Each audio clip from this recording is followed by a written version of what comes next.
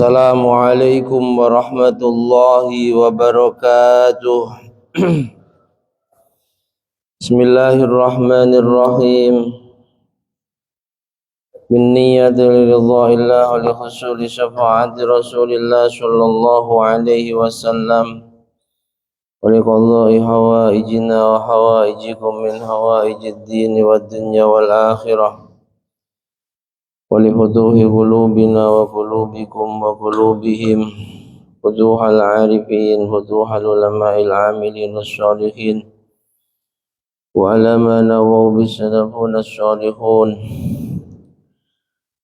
وإلى حضرة النبي المصطفى سيدنا مولانا محمد صلى الله عليه وسلم وعلى آله وأصحابه أجمعين سلطان العارفين سيدنا الشيخ عبد القادر الجيلاني رضي الله عنه سيدنا الشيخ عبد الحسن اليشهد شيخنا مشايخنا الأحياء منهم والأموات يجي علي جدي يجي عبد الحميد يجي عمنا يجي عبد الكريم يجي نوال مؤلف الكتب التي تعلمنا على سيدنا الإمام محمد الحبيب عبد الله بن علوي الحداد رحمهم الله وأجركم الله. الفاتحة. أعوذ بالله من الشيطان الرجيم. بسم الله الرحمن الرحيم. الحمد لله رب العالمين الرحمن الرحيم مالك يوم الدين إياك نعبد وإياك نستعين اهدنا الصراط المستقيم صراط الذين أنعمت عليهم غير المغضوب عليهم ولا الضالين. رب اغفر لي ولوالدي وللمؤمنين آمين. الحمد لله الذي جعل رمضان شهر الصيام وجعله شهر القرآن وشهر التوبة والغفران. والصلاة والسلام على سيدنا ومولانا محمد صلى الله عليه وسلم خير الأنام وعلى آله وأصحابه ومن تبعهم بإحسان. Subhanaka la ilma lana illa ma 'allamtana innaka antal alimul hakim.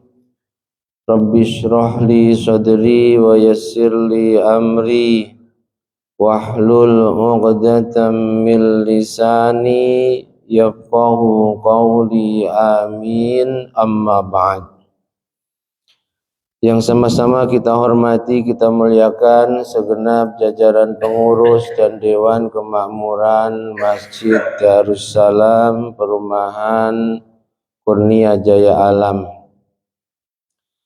Yang juga sangat kami hormati, kami muliakan bapak-bapak, ibu-ibu, hadirin wal hadirat jamaah salat subuh Masjid Darussalam, kaum muslimin muslimat, mukminin mukminat, rahimana wa rahimakumullah wa as'adakumullah. Alhamdulillahi rabbil alamin. Mari senantiasa kita panjatkan kehadirat Allah Subhanahu wa taala yang sungguh hanya karena limpahan rahmat, nikmat, taufik, hidayah serta inayahnya lah kembali di pagi hari ini kita bisa menjaga keistiqomahan kita melaksanakan sholat fardu subuh secara berjamaah dan dilanjutkan dengan hadir dan duduk di majelis ilmu setelah sholat fardu berjamaah, terkhusus di bulan suci Ramadan yang mulia ini.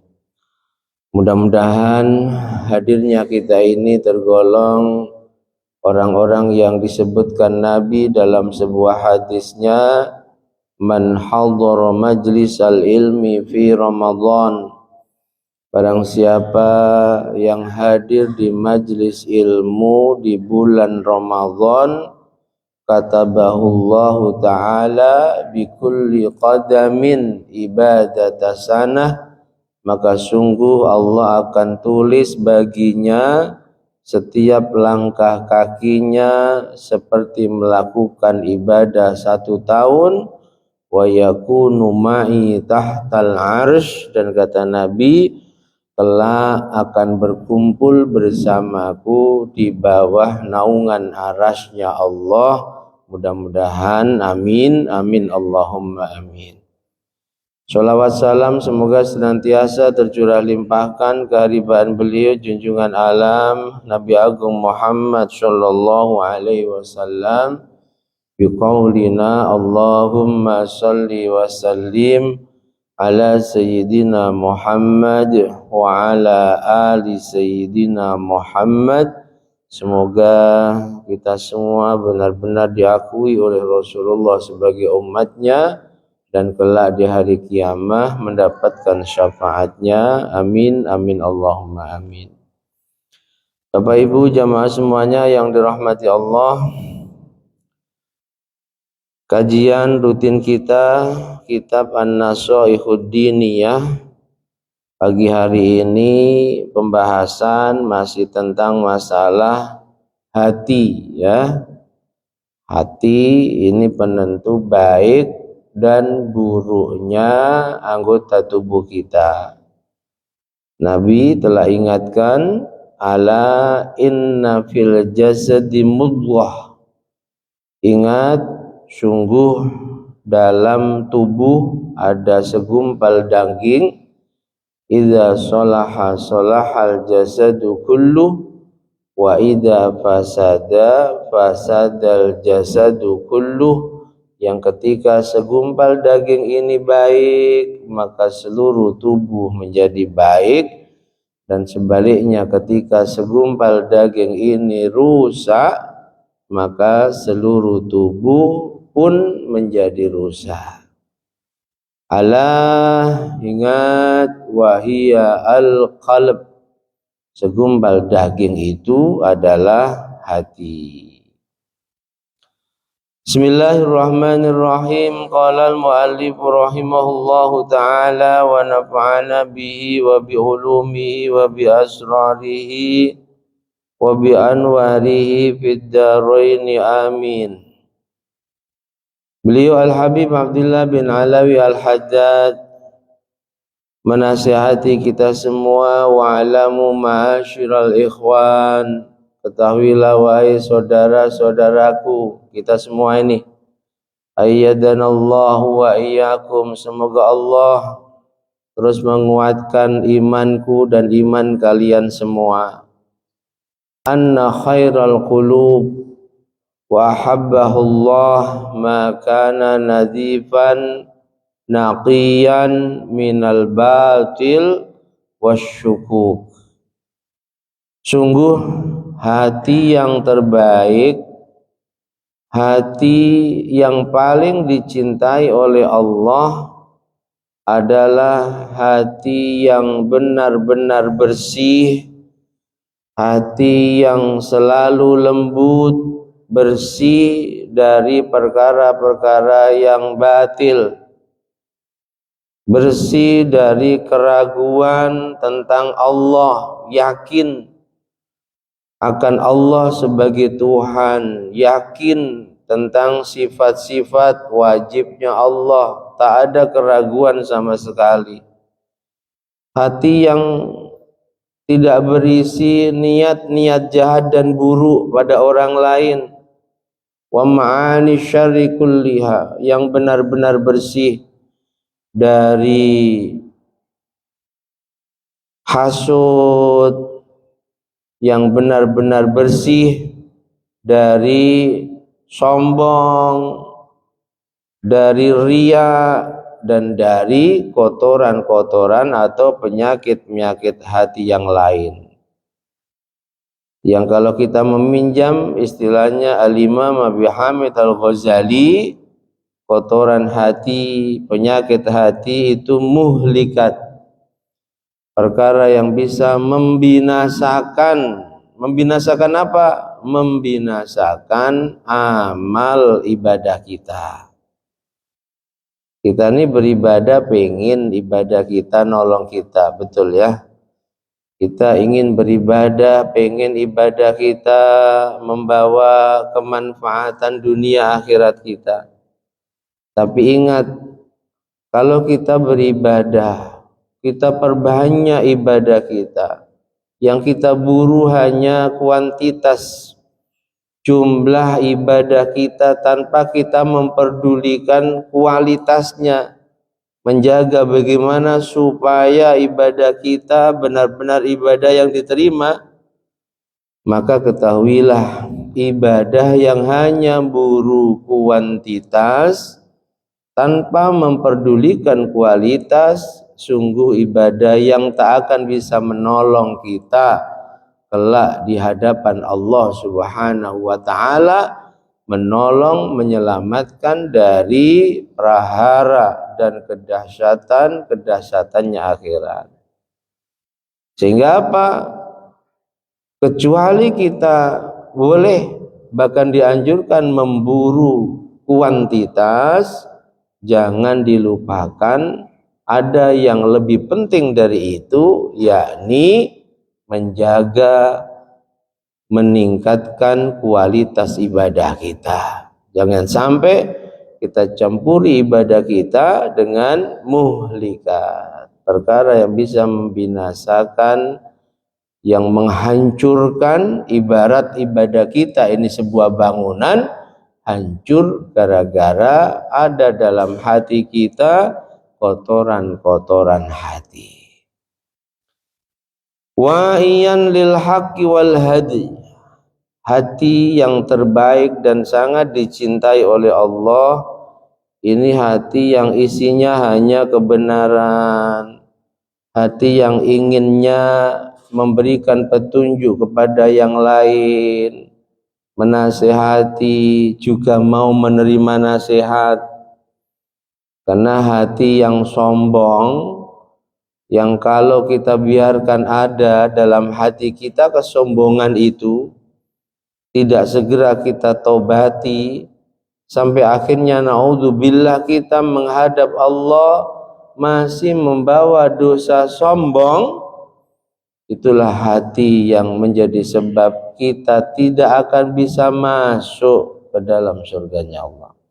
Naudzubillahi min la yadkhulul jannah, kata Nabi, tak akan bisa masuk surga.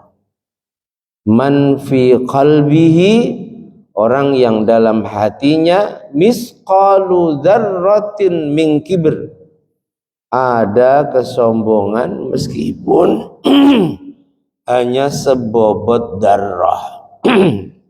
Darah itu biji sawi, darah semut hitam yang amat sangat kecil. Darah bahkan ada yang mengartikan atom yang hanya bisa dilihat menggunakan alat khusus yang namanya apa? Mikroskop. Saking kecilnya, saking nggak ada bobotnya.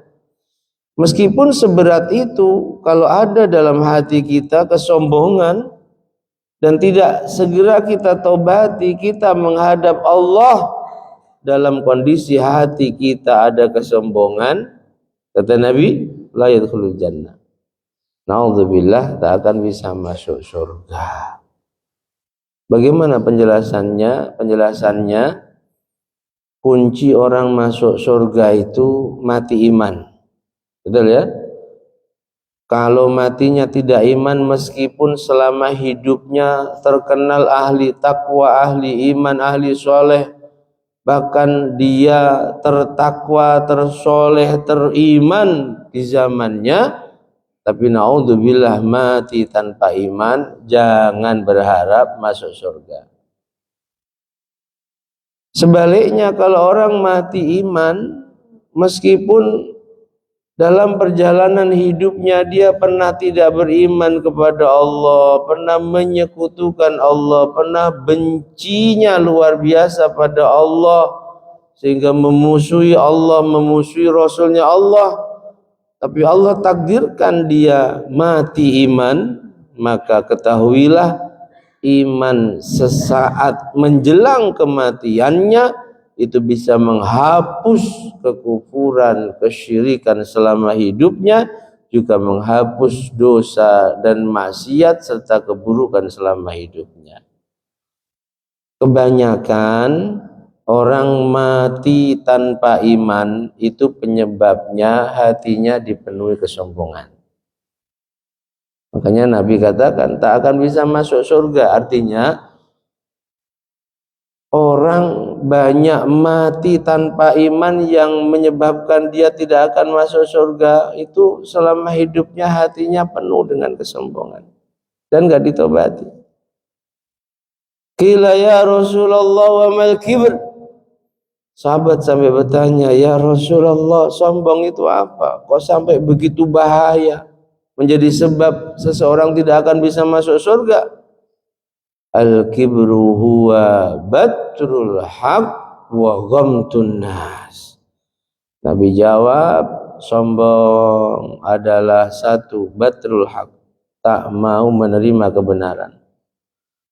Al-Habib Abdullah bin Alawi Al-Haddad mengatakan hati yang paling baik dan dicintai oleh Allah ini hati yang kecuali isinya ingin menyampaikan kebenaran pada yang lain juga mau menerima kebenaran. Karena mohon maaf terkadang ada orang yang tipologinya itu hanya mau memberikan masukan tapi tidak mau menerima masukan. Dan mungkin kebanyakan dari kita itu, betul ya? Kalau ngasih masukan pandai, ngasih nasihat luar biasa, tapi ketika dikasih masukan, dikritik, diberi nasihat, tersinggung hatinya, gak nerima. Itulah kesombongan. Batrul haq, tidak mau nerima kebenaran, wa ghamtun nas, dan merasa lebih baik daripada manusia lain. Manusia selain dia hinakan, ya, dianggap level di bawahnya. Padahal sungguh kemuliaan seseorang di sisi Allah tergantung pada ketakwaannya. Bukan tergantung kepada yang lain, nasabnya, warna kulitnya, hartanya, jabatan kekuasaannya, bukan. Tapi kemuliaan seseorang tergantung pada ketakwaannya di sisi Allah. Sampai saat Rasulullah haji yang terakhir, haji wada, beliau dalam khutbah wukufnya itu mengingatkan kepada yang hadir dan juga tentunya kepada kita semua. Beliau mengingatkan bahwa sungguh Tuhan kalian satu, sungguh kalian juga berasal dari manusia yang satu, Adam. Adam dari tanah, tanah gak layak sombong. La fadla li arabiyyin wala ajamiyin. Gak ada keunggulan antara orang Arab dan orang selain Arab. Orang Arab tidak lebih mulia daripada orang selain Arab. Begitu juga sebaliknya. Tidak ada keunggulan orang yang berkulit putih dengan orang yang berkulit hitam. Kulit putih gak lebih unggul daripada kulit hitam. Begitu sebaliknya. Ala ingat, yang paling mulia di sisi Allah adalah ketakwaan kalian. Yang paling bertakwa di antara kalian.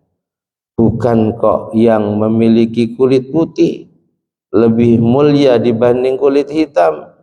Bukan kok yang memiliki nasab keturunan orang yang baik itu lebih mulia dibanding orang yang nasabnya biasa. Bukan kok orang Arab itu lebih mulia daripada orang Ajam. Bukan. Ala ingat bahwa sungguh yang paling mulia di sisi Allah di antara kalian adalah atqakum, yang paling bertakwa di antara kalian. Ini pesan Rasul dalam haji haji wada, haji pamitannya Nabi. Setelah itu Nabi nggak haji lagi. Ya, berpesan bahwa jangan mengunggulkan nasab, jangan mengunggulkan suku, jangan mengunggulkan warna kulit, jangan. Yang paling mulia di sisi Allah adalah mereka yang paling bertakwa. Jadi wa ghamtun nas, orang yang dalam hatinya merasa lebih baik daripada yang lain, hati-hati, itu kesombongan. Kalau tidak segera ditobati akan menjadi sebab mati tanpa iman, padahal kunci seorang hamba di akhiratnya bisa masuk surga adalah mati iman. Ij'alna min husnil khatimah. Mudah-mudahan kita semua tergolong hamba-hamba Allah yang meninggal husnul khatimah, meninggal dalam keadaan tetap iman dan Islam kita, telah di akhirat layak masuk dalam surganya. Amin amin Allahumma. Wa fil hadis, dalam sebuah hadis Nabi katakan al-qulub arba'ah, hati itu ada 4 kata Nabi. Yang pertama qalbun ajrat, hati yang kosong. Fihi sirajun yazhar, di mana dalam hati yang kosong ini ada pelita yang sangat terang selalu nyinari hatinya.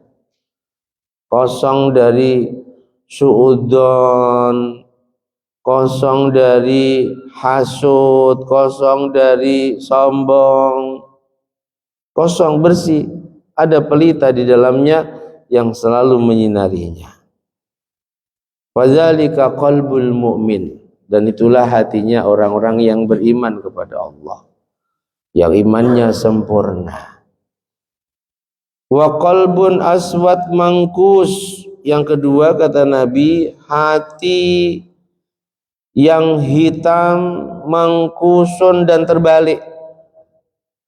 Wadzalika qalbul kafir, dan itu adalah hatinya orang-orang kafir, orang-orang yang mengingkari Allah, tidak mengimani bahwa Allah Tuhan semesta alam, tidak ada Tuhan selainnya. Yang ketiga wa qalbun marbut ala ghilafih, hati yang terikat pada pembungkusnya. Fadzalikal qalbul munafik, ini hati orang-orang munafik.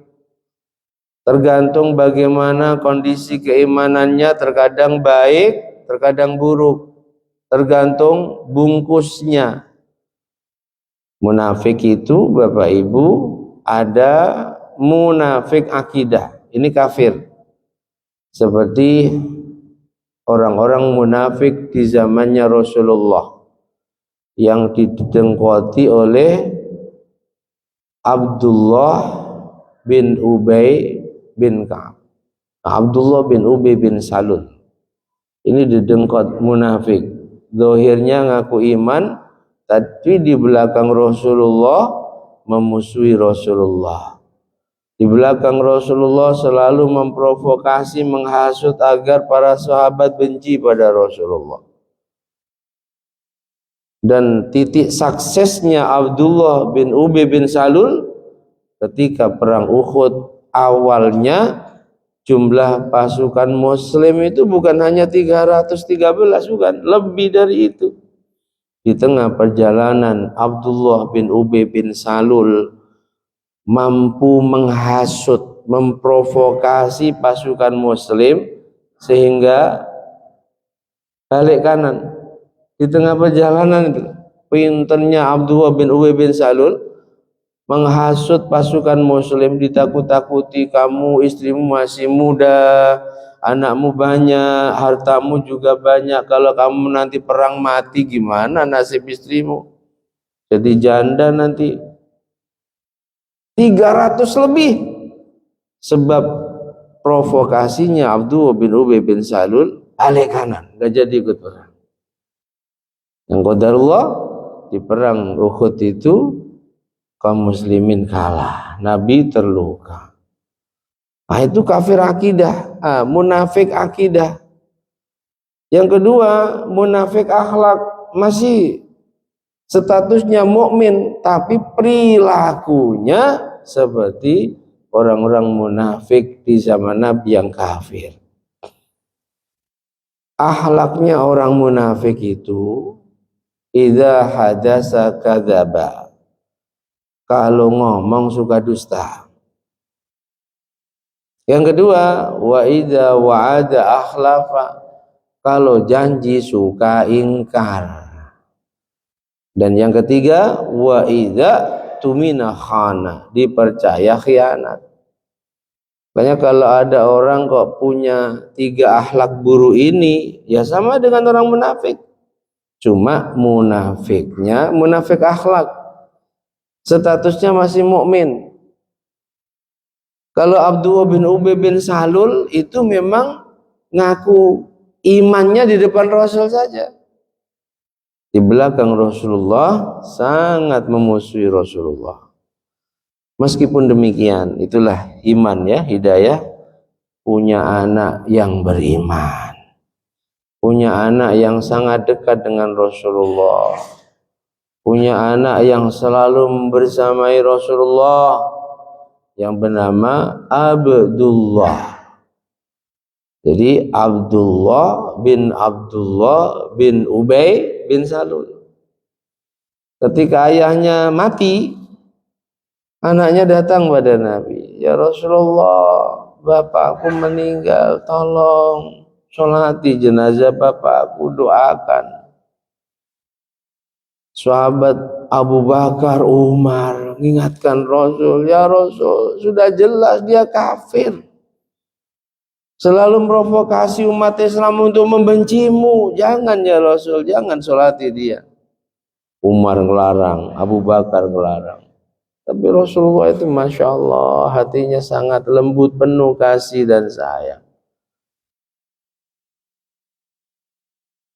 Abu Bakar, Umar ngelarang, nggak dihiraukan Rasul, sudah mau berangkat untuk nyolati jenazahnya Abdullah bin Ubay bin Salul.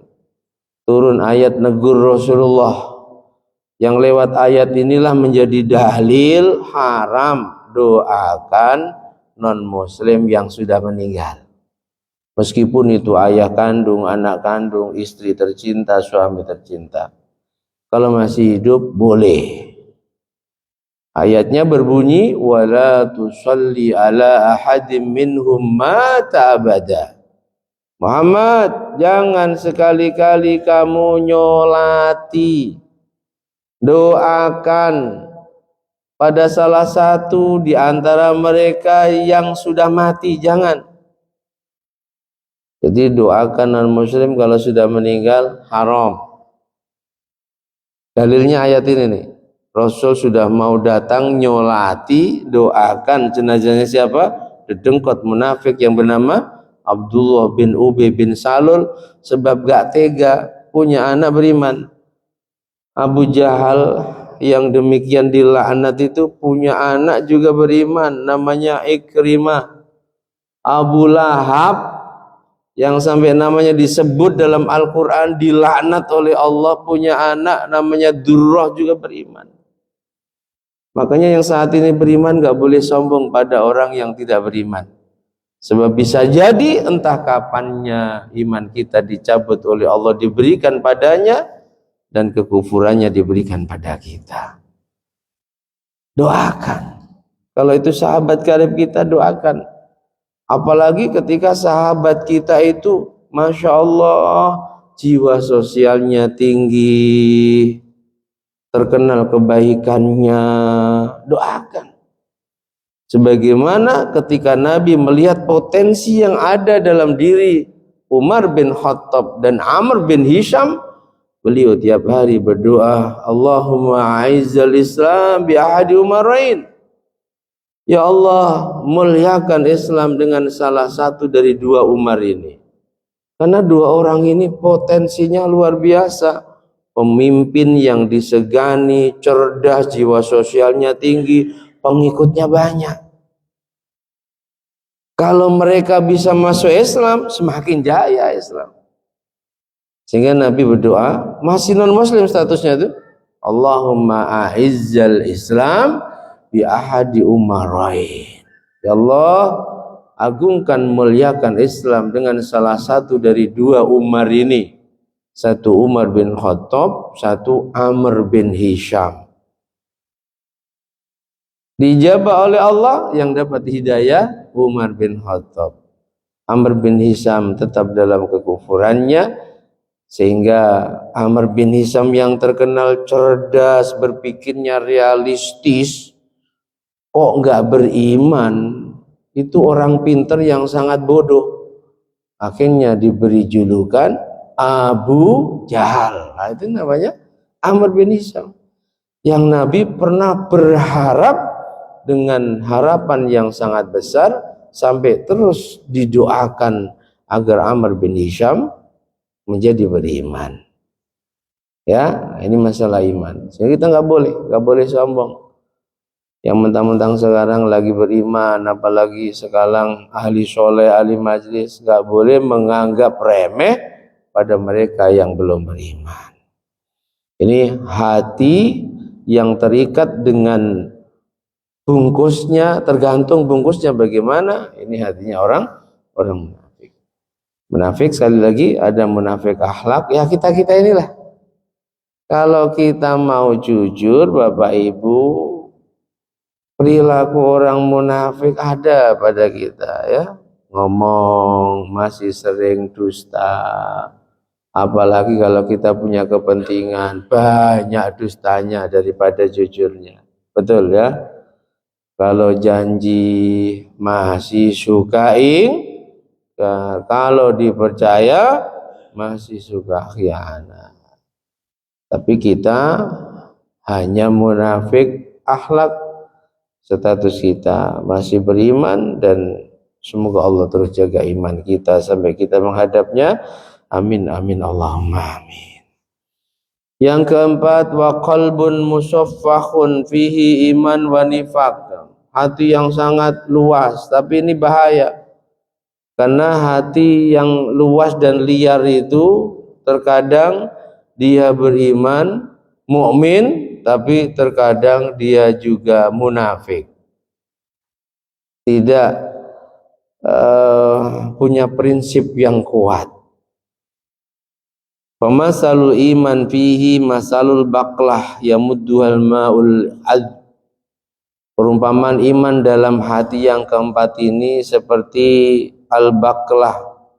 Baqlah itu apa ya? Kecambah ya. Kecambah ini dipanjangkan oleh air yang tawar. Artinya akan semakin tumbuh sebab berada di air yang tawar. Pemasalun nifaqi fihi masalul qurhah yamudduhu al-qayh was-shadid. Sementara perumpamaan kemunafikan dalam hati yang keempat ini seperti luka yang bernanah tidak diobati, semakin parah. Ini hati yang liar, bahaya. Makanya hati-hati yang seperti ini, di antara pesan Nabi, iyyakum wa mujalasatal ulama wastima'i hikmatil hukama. Hati yang masih labil, hati kita lah kalau mau jujur ya. Kadang kalau lagi kuat imannya, Masya Allah, jamaahnya nggak pernah telat, hadir di majelisnya juga nggak pernah ketinggalan, kalau lagi kuat. Tapi terkadang entah punya masalah apa, down dia, futur, lemah imannya, sehingga nggak nampak lagi ke masjid, diajak ke majelis sudah males, lagi nggak mood katanya. Ini hati yang masih labil, yang belum punya prinsip yang kuat, yang masih mudah terpengaruh, terombang-ambing. Yang kalau kebaikan yang ada dalam hatinya diibaratkan, kebaikan itu seperti kecambah yang ada di air tawar, cepat berkembangnya. Tapi kalau ternyata dia komunitasnya nggak baik, sehingga terpengaruh dengan komunitasnya, akhlaknya, keimanannya itu lemah, maka diibaratkan seperti dalam hatinya ada luka yang bernanah, dan luka ini gak diobati sehingga semakin kemana-mana nanahnya. Mau gak mau harus dioperasi oleh ahlinya. Nah, makanya Nabi katakan, kalau merasa hati kita masih labil seperti itu, alaikum bimujalasatil ulama. Sering-seringlah duduk di majelis ilmu. Wastimai hikmatil hukama, sering-seringlah mendengarkan ilmu-ilmu bermanfaatnya para ulama. Dan tidak ada ilmu bermanfaat itu disampaikan kecuali di majelis ilmu. Fa innallaha yunawwirul qulubal maitah, karena sungguh Allah akan menyinari dan menghidupkan hati-hati yang mati, yang masih labil seperti itu, dengan iman, dengan cahaya hidayahnya. Istima'i hikmatil hukama, dengan sering mendengarkan qaulul ulama, nasihatnya para ulama, sebagaimana Allah menghidupkan bumi yang tandus dan kering bima'il matar, dengan air hujan. Sungguh gak ada ruginya orang hadir di majelis ilmu, meskipun mungkin karena capek, terkadang kita ngantuk, masih tetap lebih baik daripada yang ngantuknya di depan TV. Betul ya? Apalagi di bulan Ramadan. Masya Allah, satu langkah kita, kalau saya dari Bengkong ada berapa ratus langkah itu sih. Masya Allah. Itu kata Nabi, khusus di bulan Ramadan, bikulli qadamin, satu langkah Allah tulis seperti melakukan ibadah 1 tahun. Dan kelak di hari kiamat tergolong orang-orang yang tidak merasakan kepanasannya hari kiamat, sebab berkumpul dengan Rasulullah di bawah naungan arasnya Allah, yauma la dhilla illa dhilla arsyih, di hari di mana tidak ada naungan kecuali naungan arasnya Allah. Alhamdulillah, mudah-mudahan di bulan Ramadan tahun ini, dan kita tidak tahu apakah tahun depan akan dijumpakan dengan bulan Ramadan, mudah-mudahan kita dimampukan oleh Allah untuk maksimal menghidupkan sunnah Rasulullah, di antaranya sunnah agung dan mulia, hadir dan duduk di majelis ilmu di bulan Ramadan, sehingga apa yang dijanjikan Rasul dengan hadisnya benar-benar bisa kita memperolehnya dan merasakannya di dunia sampai kelak di akhirat. Amin amin Allahumma amin. Wallahu a'lam bishawab. Al-Fatihah.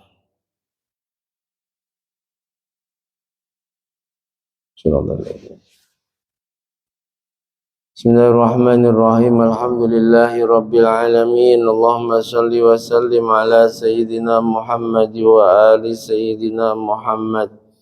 Ij'al ya Allah jam'ana hadza jam'an marhuma, waj'al tafarruqana min ba'dihi tafarruqan ma'suma.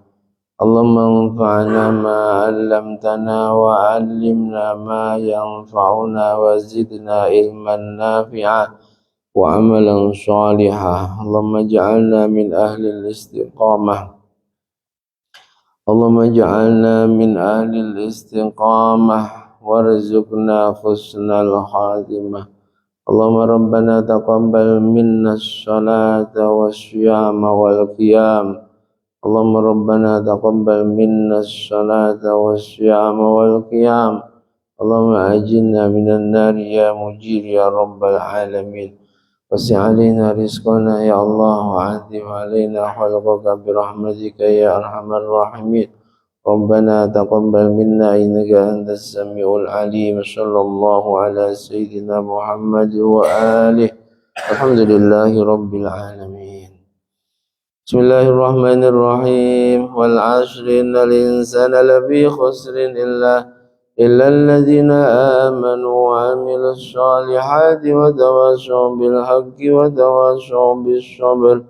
Subhanakallahumma wa bihamdika asyhadu an la ilaha illa anta astaghfiruka wa atubu ilaik. Subhanallahi wa bihamdihi عدد خلق ورضا نفسي وزنة عرشه ومداد كلماته سبحان الله وبحمده عدد خلق ورضا نفسي وزنة عرشه ومداد كلماته سبحان الله وبحمده عدد خلق ورضا نفسي وزنة عرشي ومداد كلماته سبحان الله والحمد لله ولا إله إلا الله والله أكبر ولا حول ولا قوة إلا بالله العلي العظيم عدد ما علم الله